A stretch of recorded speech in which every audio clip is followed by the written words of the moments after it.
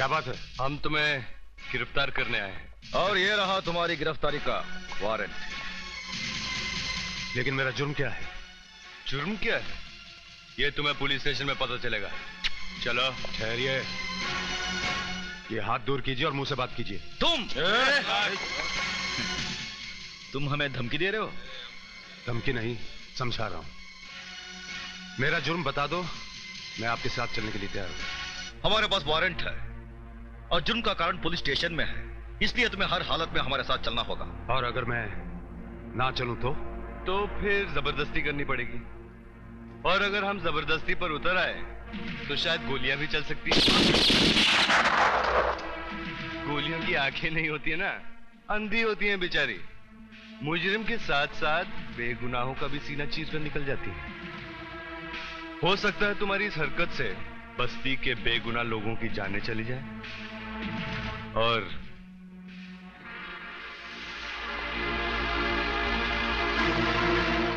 उनकी मौत के जिम्मेदार तुम होगे।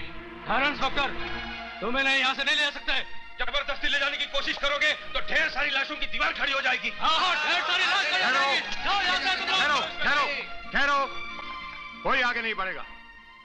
मैंने कोई जुर्म नहीं किया है, इसलिए दुनिया का कोई भी कानून मुझे गिरफ्तार नहीं कर सकता। मैं बहुत जल्द वापस लौट आऊंगा। ठीक है, चलिए।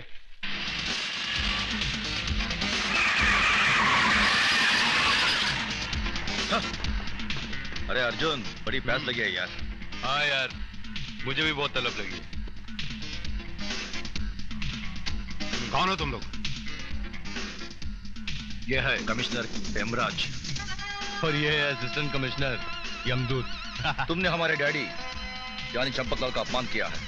हमारे ब्रदर रॉबिन को तुमने बहुत मारा था ना, इसलिए डैडी तुमसे बदला लेना चाहते हैं। और रॉबिन हिसाब चुकाना चाहता है। और हम दोनों तुम्हें ऊपर पहुंचाना चाहते हैं।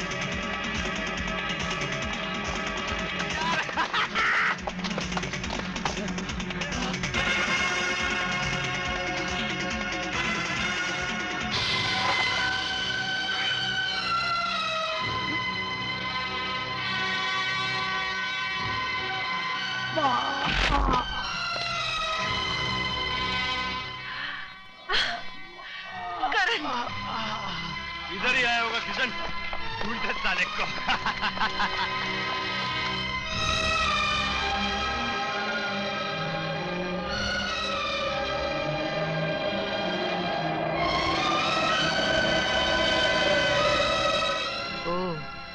तो शिकार का पीछा करते करते तुम यहाँ भी आ पहुंचे। हमें हुक्म है, हम उसे साथ लेकर ही जाएंगे।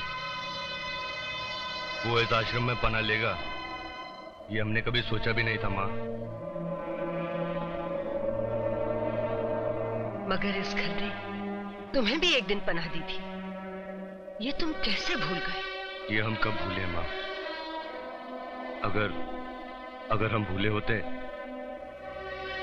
तो तुम्हें मनी ऑर्डर क्यों भेजते?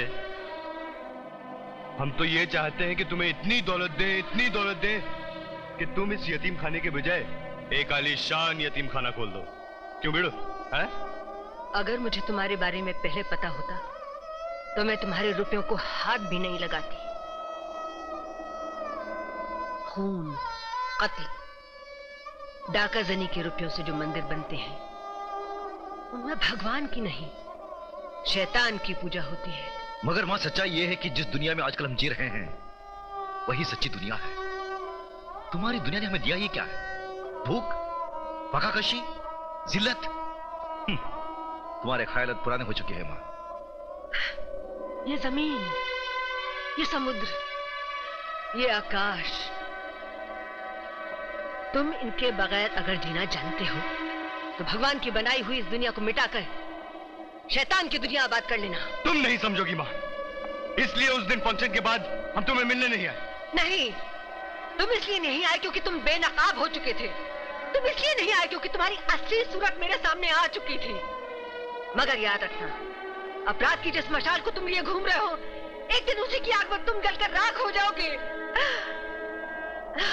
वो दिन कितना बदनसीब था जिस दिन मैंने तुम दोनों हैवानों को जिंदा रखने की गलती की।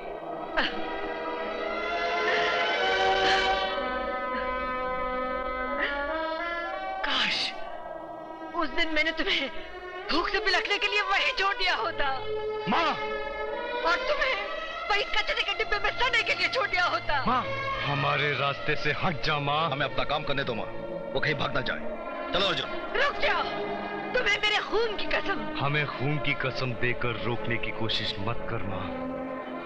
हमने बहुत खून बहते हुए देखा है।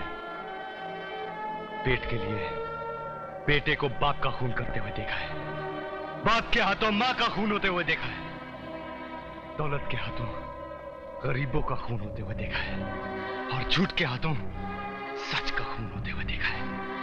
हमने इतना खून देखा है माँ, कि अब खून की कीमत पानी से भी सस्ती लगने लगी है। और फिर किस खून की कसम देकर तुम हमें रोक रही हो? आज के बाजार में खून की कोई कीमत नहीं रही मां। जहां लोग खून बेचते हैं और रोटी खरीदते हैं, जो चीज बिक जाती है उसकी कसम नहीं दी जाती। हट जा मां। तुम खून चाहते हो, तुम इसका खून चाहते हो। अच्छी बात है, ये मेरे खून की रेखा है। पहले इसे पार करो, फिर इसका खून करो। चाहो तो इसे रोंद के निकल जाओ। आओ, बढ़ो आगे, बढ़ो आगे। रुक जाओ, उस पाप की दुनिया में मत जाओ।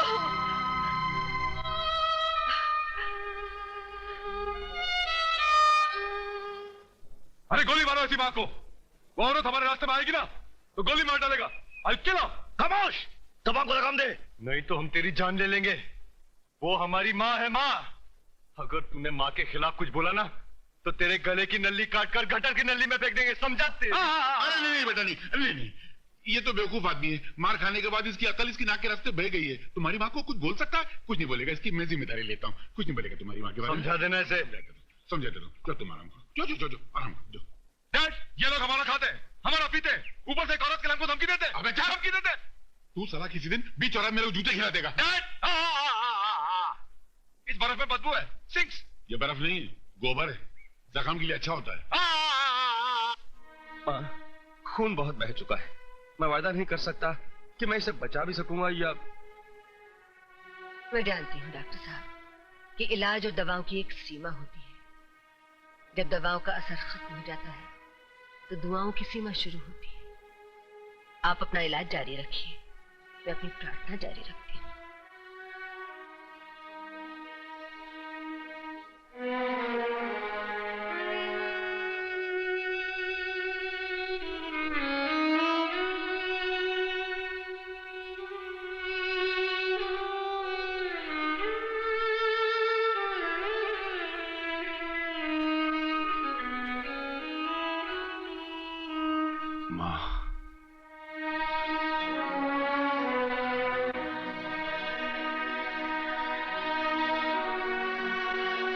शुक्र है प्रभु। सच कहता हूं तारा बहन, मैंने उसे बहुत जगह ढूंढने की कोशिश की, लेकिन उसका कहीं पता नहीं चला बहन। अपन को कुछ भी नहीं मालूम। कुछ भी करो, किधर से भी ढूंढ के लेके आओ। उसके बगैर कुछ भी अच्छा नहीं लगता भैया। मत रो बहन। तुम पुलिस वाला है ना, मत रो। उसको ढूंढ नहीं सकता। ऐसे इज्जतदार लोगों के खिलाफ वारंट, क्या सबूत है तुम्हारे पास? इनकी बेटी का लिखित बयान। इनकी बेटी? कहां इनकी बेटी? अपने छोटे से प्यारे से घर में मौजूद है और ये उसके हाथ का लिखा हुआ बयान है। बेहतरी इसमें होगी आप इस अरेस्ट वारंट पर दस्तखत कर दीजिए। सिग्नेचर। मैं इस मामूली से कागज के टुकड़े पर बिना वजह साइन नहीं कर सकता,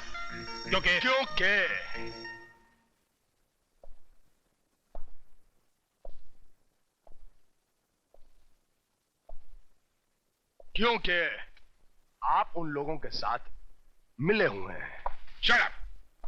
तो कौड़ी का इंस्पेक्टर मुझ पे इल्जाम लगाता है, मैं तुम्हें इसी वक्त डिसमिस करता हूं। तुम इस वर्दी के लायक नहीं हो। मेरी वर्दी को हाथ मत लगाना, इसकी बेइज्जती करने का तुम्हें कोई हक नहीं। मैं ये वर्दी खुद तुम्हारे हवाले करता हूं और उस वक्त वापस ले जाऊंगा जिस वक्त ये साबित कर दूंगा कि इसके हकदार तुम जैसे कानून के साथ गद्दारी करने वाले नहीं है, बल्कि मेरे जैसे कानून के रक्षक हैं।